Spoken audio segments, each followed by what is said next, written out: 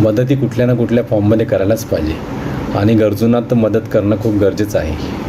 नमस्कार मित्रांनो, मी तुमचा मित्र विनोद. आज आपण बोलणार आहोत मदत या विषयावर. आता नुकताच 10वीचा निकाल लागला आणि आपल्या मुंबईमध्ये किंवा आपल्या महाराष्ट्रामध्ये म्हणता येईल खूप गरजू विद्यार्थी असतात ज्यांना चांगले मार्क्स पडतात, पण ते पैशाअभावी त्यांना पुढचं शिक्षण घेता येत नाही.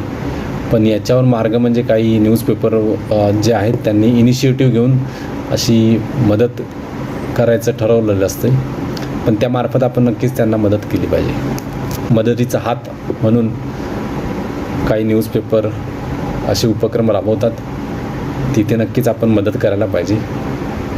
कारण मी सांगत नाही, मी पण मदत केली आहे आणि मी नेहमी करतो मदत. मित्रांनो, गरजूंना मदत केली तर त्याचे ब्लेसिंग्स किंवा त्याची जी परतफेड आहे ते नक्कीच मिळते आपल्याला. पण परतफेड किंवा आपल्याला ब्लेसिंग्स मिळाले नाही मिळाले तरी आपल्याला आतून समाधान होते की आपण कोणाची तरी मदत केली आणि आपली छोटीशी मदतही त्यांना खूप मदतीची ठरू शकते. आणि फक्त गरजूंनाच नाही मित्रांनो, आपण निसर्गालाही मदत करू शकतो.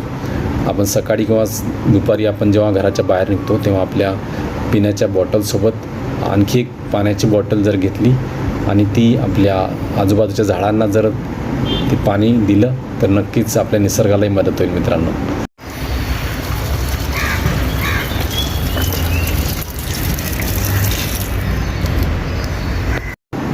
आपल्या कामाच्या किंवा आपल्या ऑफिसच्या धावपळीत आपल्याला हे शक्य होत नाही, पण जेव्हा कधी आपल्याला आठवेल किंवा आपल्याला घेऊन जाता येईल, शक्य होईल तेव्हा आपण घेऊन जायला पाहिजे आणि आपल्या निसर्गाला मदत करायला पाहिजे.